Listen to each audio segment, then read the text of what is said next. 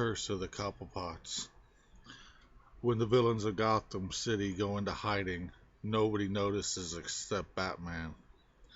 Through his eyes, it's as if a hurricane was headed in his direction. Windows boarded up, doors barricaded, alleys cleared out. The commotion between Van Zant, otherwise known as Black Spider, and the Joker had strung the underworld thin. The Batman sat atop a random building, crouched down to hide his image in the shadows. It was clear, his mind, he wanted to be alone up here. The billows of steam masking the sound of the gunshots and screams. These meant little to him. With this many villains hiding, the place was a powder keg. On any given day, Batman finds clues to half a dozen crimes. 100 pieces of 100 different jigsaw puzzles. The only thing good was that if Catwoman had Van Zant, then she made a full recovery. The summer was ending. That meant the city steam pipes would be on overload. The Harley Quinn card, or card players would call it the Little Joker. How little they knew. She danced down the smoke-filled city streets like she was portraying Singing in the Rain, except she avoided the street lights. She was still wearing her baseball outfit. Her days in Suicide Squad were sympathetic to her. She spun around, holding the bat like the pole. Poor kid. Nobody told her if she's gonna get drunk, be home before the lights go on. The smoke makes the light dimmer somehow. The stupid girl didn't even see Joker's silhouette appear in front of her, let alone behind her. Joker's always high, big or small. She's kids her bat. She kisses her bat, and like it says, she loved watching a man molder them. In layman's terms, the police found her a few days later mutilated. This was their game. This was their life. This was their choice. The police officers threw up. Get him out of here. He's tampering up evidence. But everyone knew this was the Joker. This is what he does to all of his female victims. Nude, cut in half, tattered, and a smile cut into her mouth. Joker always finds a fascination with the Black Dahlia. He has an artist's. He was an artist in his teens. Many have been eclipsed by an immortal ambiguity of playing to the sound of "How dare you live here? How dare you act like this? How dare you act like it's all a figment of your imagination or something? Something you've seen in movies." He thought right into their faces. Unfortunately, the problem in Gotham went back long before his judgment. They had learned to overlook their shame years ago, to just move forward and act like it's gonna pay off in the end. But this story isn't about Harley Quinn or Joker. Like the others involved, this story is about Gotham. Penguin in his newfound freedom, reveled in his newfound freedom. His were quietly heard from all over the city. He may never go back, smuggling arms, drugs, people, running his restaurant. was so time consuming. It was time consumingly fascinating. And for what? To hide from the bat? He hadn't seen him in weeks. With the restaurant open, it was nearly once a week.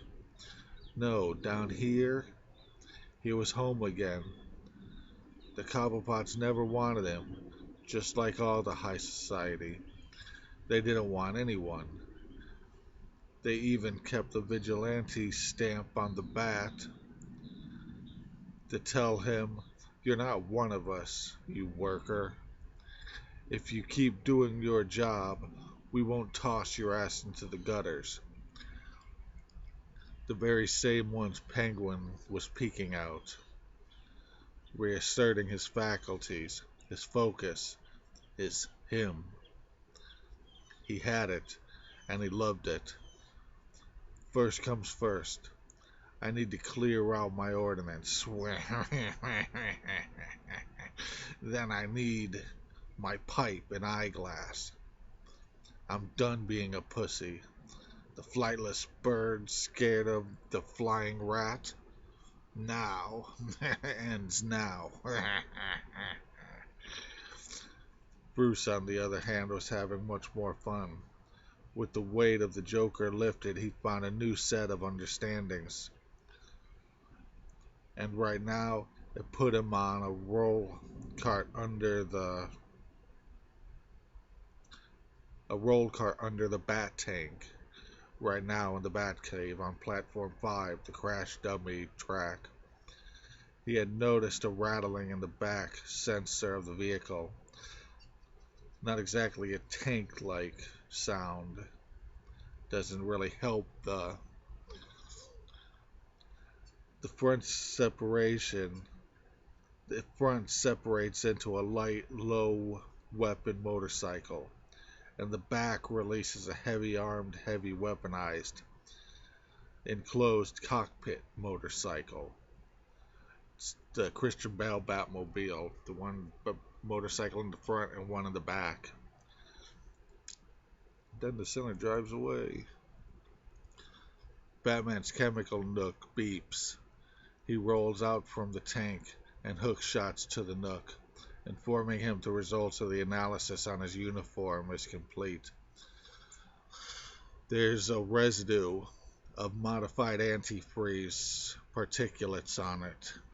He then proceeded to the Batwave and cross-sectioned an area from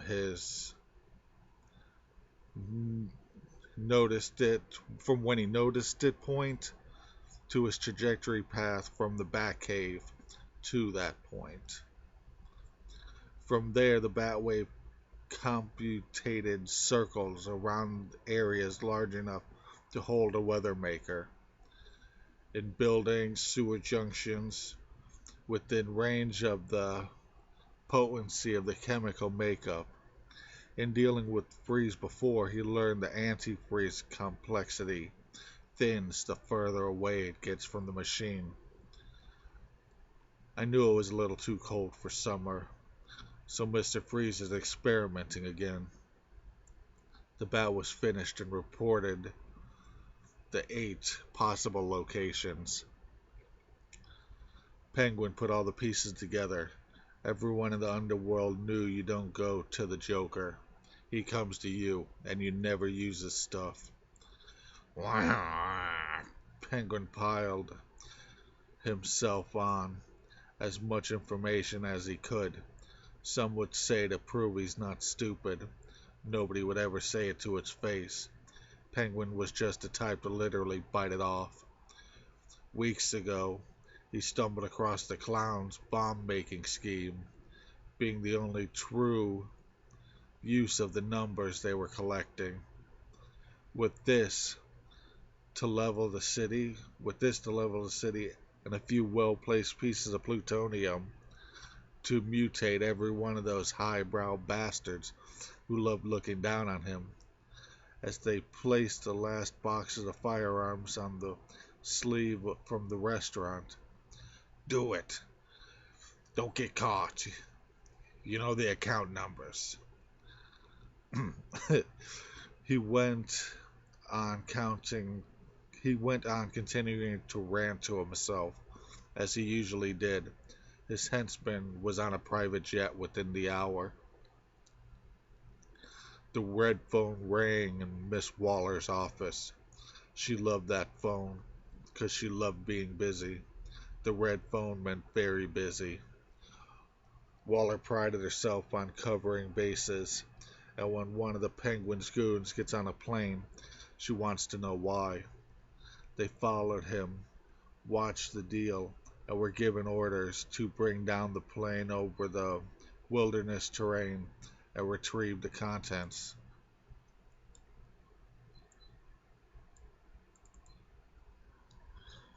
Waller's assault unit landed approximately in proximity to the crash zone.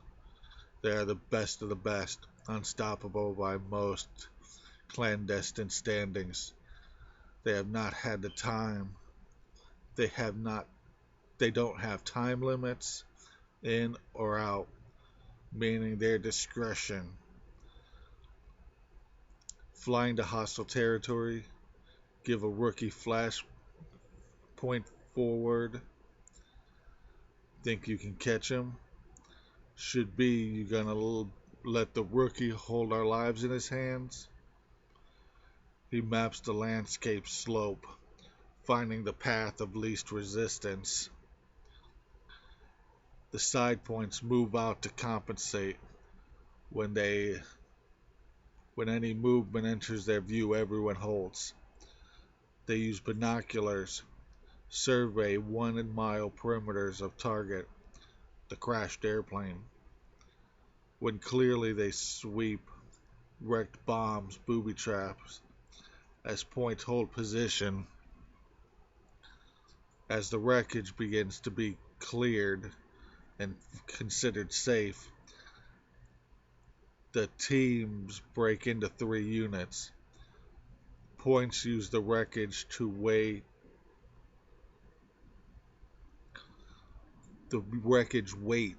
to build escape counterweight slingshots that will slow incursion from the booby trap possibilities.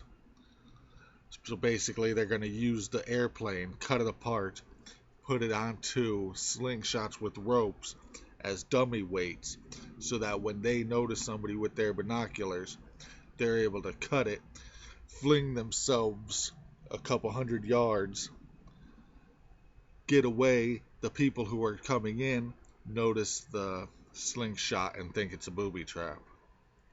And whether they think it or not, they have to assume that there's more there, so it slows them down.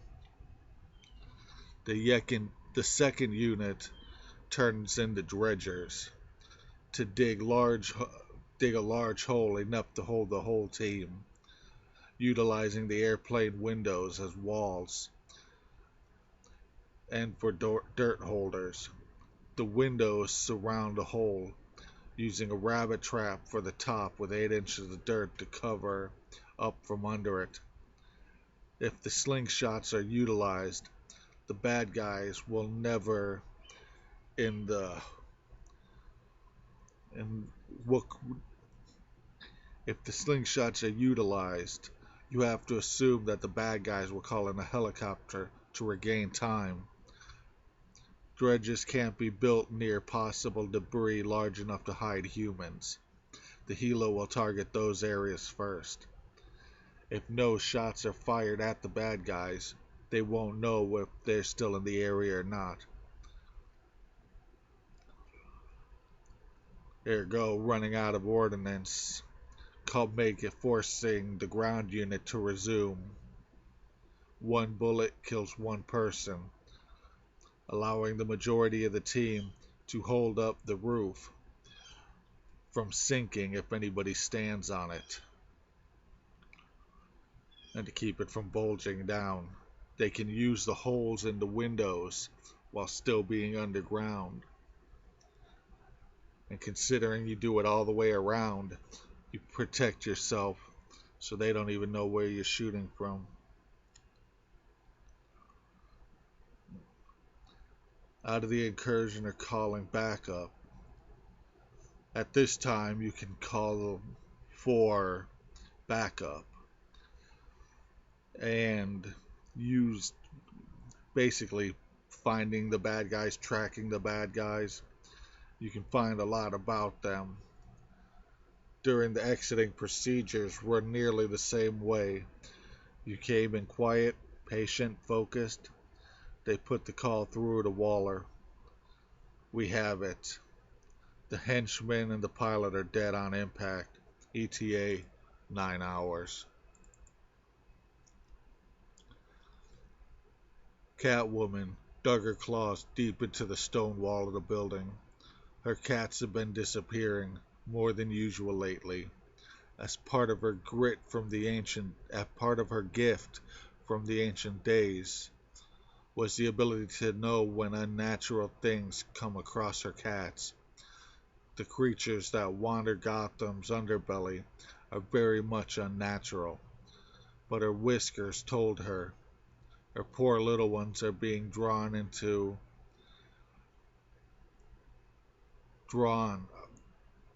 Her whiskers told her that her poor little ones are being drawn to her ambition,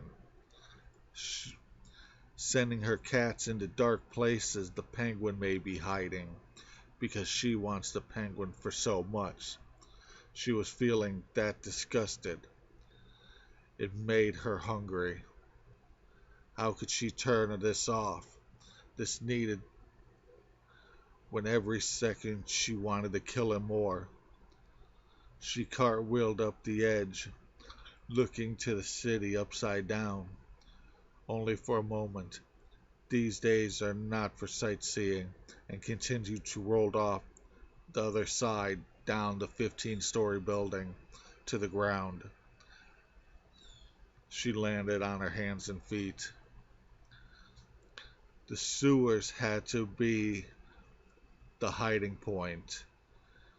That shit had to go where all that shit had to go where all the shit goes. She screams, the shots, the next chapter, the screams, the shots, the sirens. These are the sounds of the city, day or night.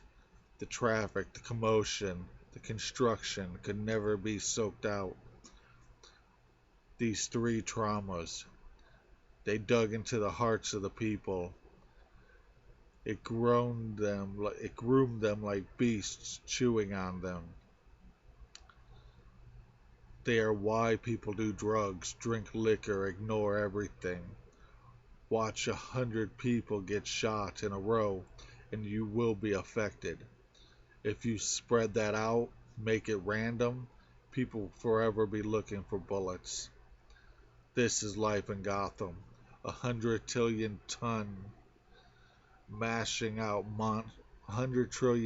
of stone mashing out monsters by the dozens. Maybe it was nostalgia, or everything collapsing under his beak. He wanted his penguin army. He wanted control again. He wiped the sweat off his forehead. It was too hot to allow his army in the city. Unless Freeze was back. Over the last few months, Mr. Freeze has been setting up relay points all over the city, with Batman destroying his masterpiece time and again. So after Batman keeps destroying his big machines, Freeze decides to set up small ones all over the place. He decided to downgrade. Instead of the large machine, Penguin could use Freeze's help. He could rain death from the sky. Mr. Freeze was more than a cold-hearted person. He was a monster. His wife still frozen in cryostasis, hidden from all who came near him. Mr. Freeze is methodical, patient, unforgiving. He only moves for his needs.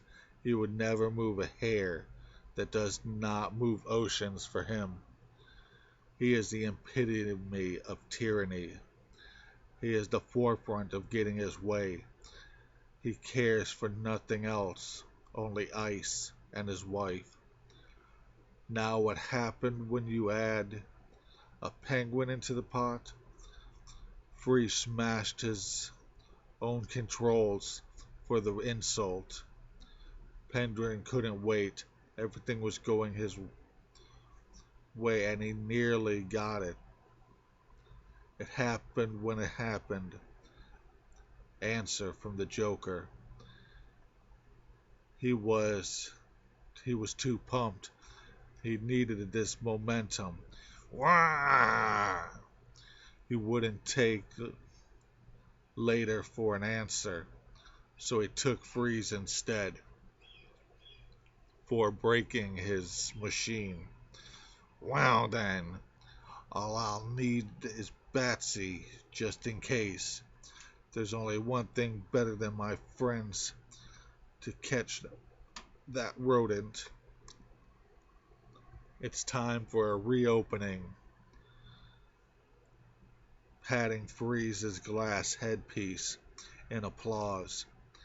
Tonight, the penguin nest is gonna be shining higher than the bat symbol. This was the only way to hide his penguin army without raising suspicion, since the ice is broken. Bruce standing at his deck in Wayne Enterprise. Bruce, standing at his desk in Wayne Enterprises, looked down on the map of the city. He had a clear picture of the bedrock catacombs under the city, a perfect reason to have an eidetic memory. When Mr. Fox walked in, "Where to see you here before noon, Mr. Wayne?" "Morning, Lucius. I've just been rolling in my bed thinking of buying up some of these properties. You know, calling it a humanitarian effort. Buy the properties, reinforce the structures, give them a new lease on life, without tossing the people to the streets, and, I hope, not even raising their rent. That's definitely a humanitarian, Mr. Wayne.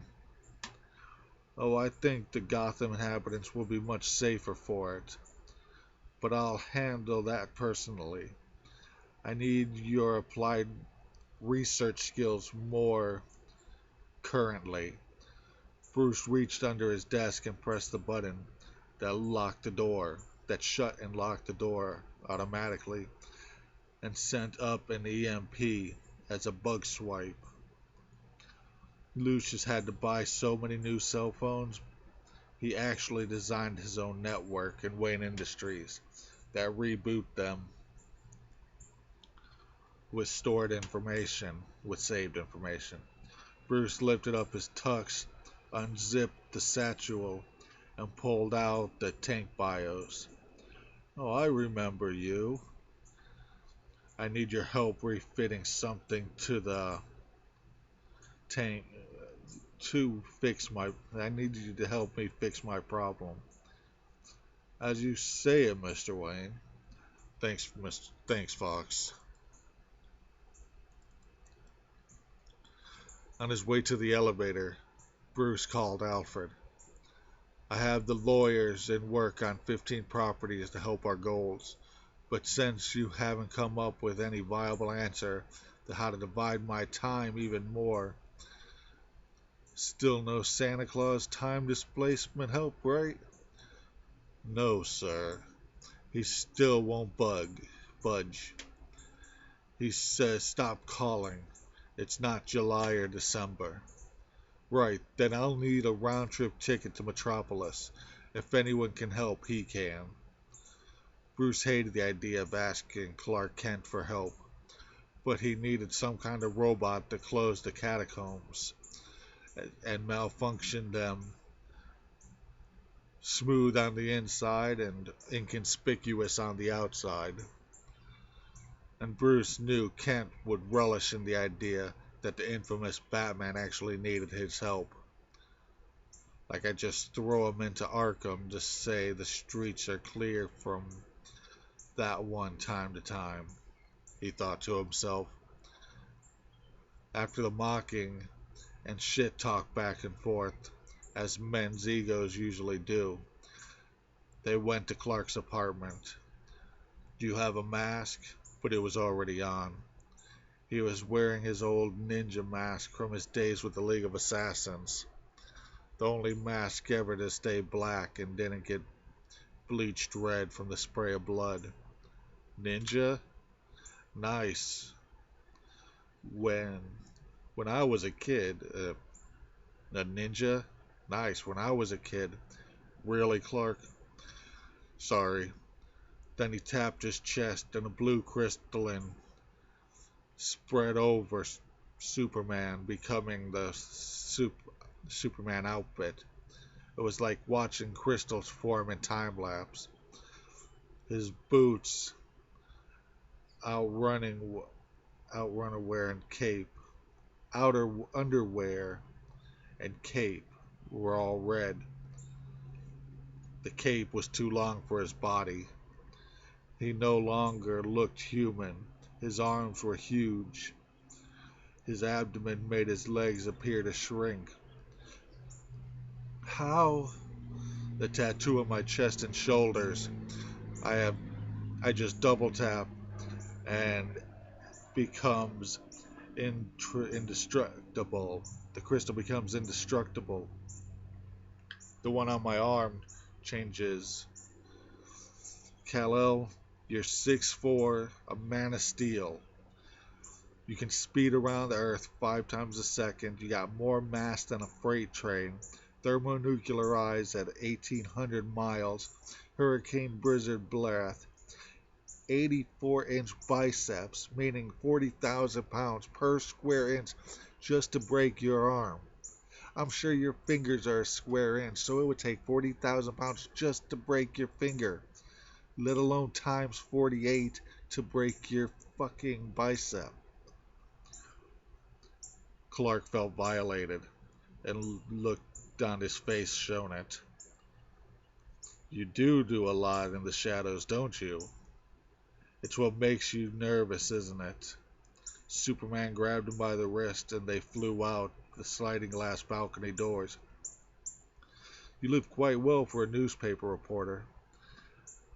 Haven't you heard? I'm fearless. But I thank you to stop talking like everyone's not listening for me. It took nearly 15 minutes to reach the Fortress of Solitude. It could have been faster, but he didn't want to put too many G-forces on Bruce's mind. I go, a mind that dresses up like a bat. The Kryptonian was busy apparently moving as fast. Reality opens the world of hobbies. The Krypton was busy apparently moving the fast reality open like hobbies. What's that? The Kryptonian held so many things. He even began his own zoo. Bruce looked. Did you find those on Earth? You know, I can modify your vision. I can modify your version of your suit. It may help you more than me. You know, giving you a crystal one.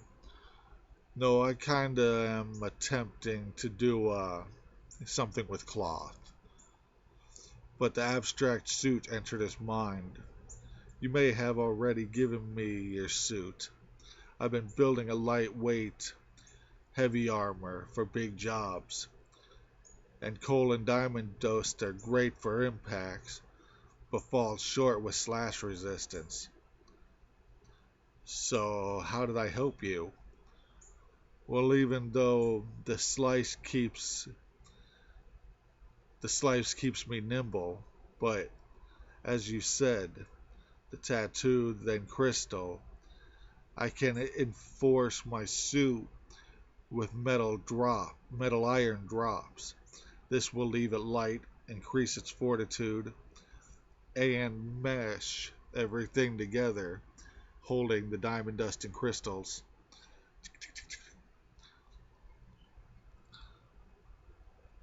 Back in the cave, he decided now was a better time than any to take the test. Uh, Wait a second. He fucking. They find the robots to help build it. Bruce brings. Superman brings it back. Okay. Back in the cave, he decides now was the best time of any to test his new suit. He stretched out, feeling it out, testing its grips. Would it bind? Would it pinch? He limped straight up to the third crossbar of the platform rail, looking at the sewer pipe system he installed. This first, this first, then the old unused system from the 1920s. Nothing like rusty pipes to test drive in. He wanted to wait until he got a strong suit to be sure he wouldn't get tetanus, or who knows what else can multiply in that amount of time. Penguin sucked down his fifth shot. The restaurant was closed now. The opening was great, just like he expected. He kept it dark, and he had filled the place with smoke. He hadn't heard from his plutonium. He hadn't heard from his plutonium shipment. This infuriated him. Then the Joker was the Joker. Breeze wasn't budging. Even the fucking bed is scarce. Wah! Throwing the shot glass to the center lake, nearly hitting his seals. If I can't bring ice to autumn, then I'll need birds that don't need it. Penguin screamed off, and his two Asian bodyguard girls walked in. I need a phone and some trainable birds.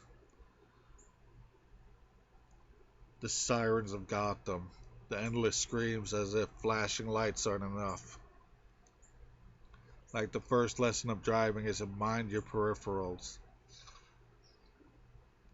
Did you know that sirens are louder than airplane engines?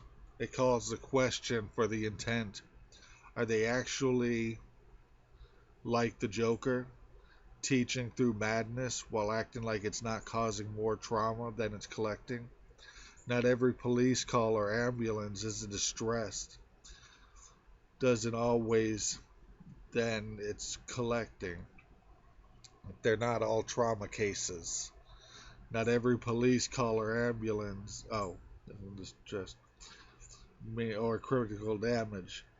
Although if the car puts a 3-car length, the emergency vehicle, if the cars stayed 3-car lengths away like they were supposed to, even at traffic lights, the emergency vehicles could get through the traffic without having to wait as it was intended. Looking up at looking up at the construction cranes make you wonder how many more cars that's gonna add when the building's done. How are they gonna build more roads? It's not like every building isn't completely imperative to the functionality of the infrastructure of growth.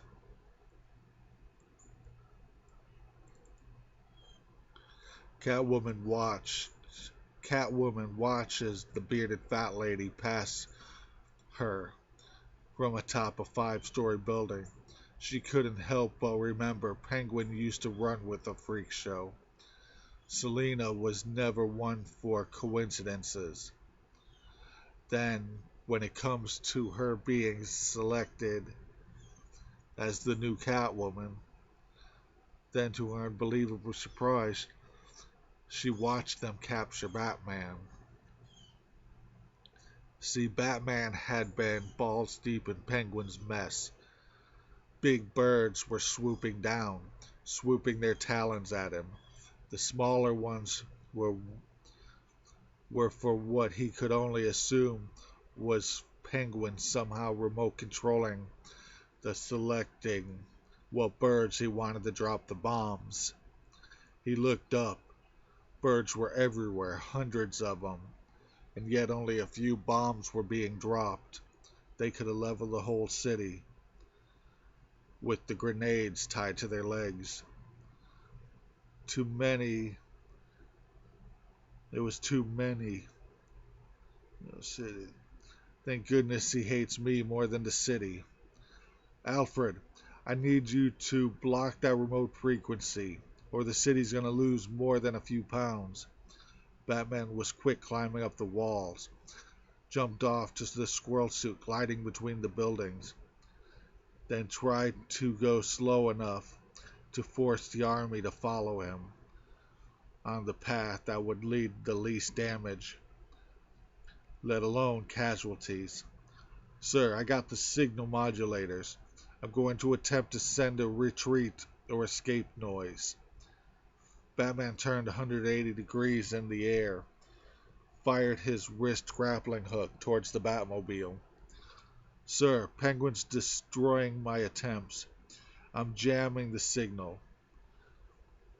Batman tapped his belt buckle, causing the Batmobile ejection seat roof to open, allowing him to instantly land in the seat, releasing the grappling hook before the roof closed. The birds were flying in all directions now. Alfred was the Batwave. Alfred was the Batwave able to triangulate the point of origin. Boom, boom. Shit, we need better air target anti. We need better air target anti shields. Be able to block from air targets better, or be able to target air fucking radio signals better. I'm being hit by missiles. Batman hit the ignition button and grabbed the grapple hook launcher controls. Each Bat vehicle uses a gyroscopic router targeting grapple hook, allowing the hook to be fired in any direction. The hook is roughly the size of a Rubik's Cube. The hooks are just like the ones on his belt, and the energy produced is roughly the size of a Rubik's Cube. And each one at full power, all 340 cubic inches of it, equals 24,000 pounds. You just have to be sure the structure can hold the weight. Batman hit the gas, targeted the roof of the nearby building, and fired the hook. It attached. He dragged the car up as if it was the Bat himself, fired the second hook horizontal, released the first, then relaunched it to secure the trajectory while driving along the sides of the walls, totally perpendicular. The explosion stopped, but the machine guns continued the assault. He released the second hook, aimed it vertical, and launched the Batmobile over the buildings, where Alfred flew in with the Batwing and caught it in the air. Okay, you're completely right about needing extra driveways. Batman exited the car and found the sweet spot. He exited the car, got onto the wing of the Batwing, found the sweet spot and leaped off using the cape pulled string hang glider. The cape. Got into position, then released the cord in proper position. He rolled to the ground.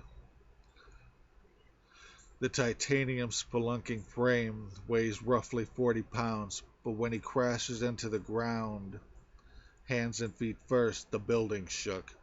He laughed as he began taping the gummy bubble dispensers off his belt 3 times.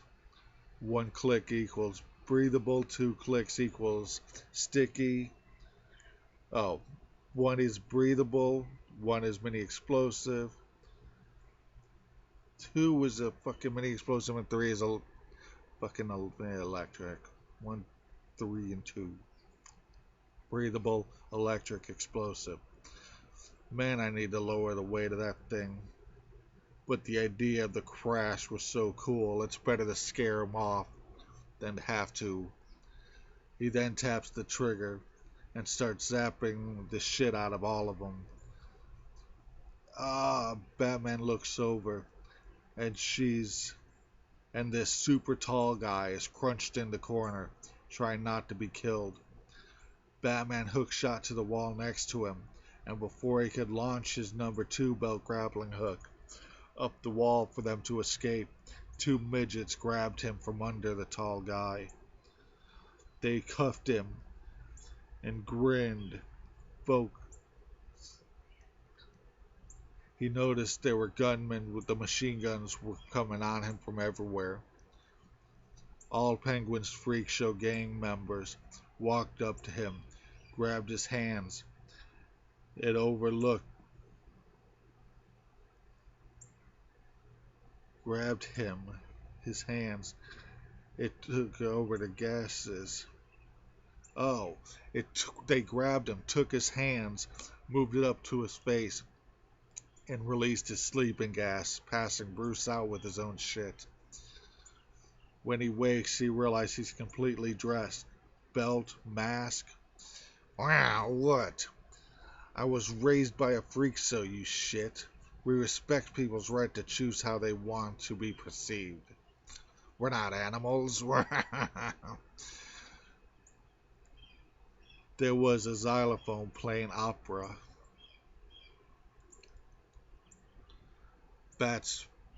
Batman picked the lock before Penguin gets down the stairs of the basement.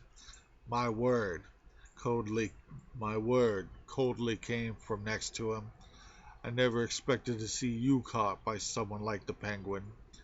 Are you doing him a solid or something? Batman froze. He could have gone his whole life without ever hearing Mr. Freeze say doing a solid.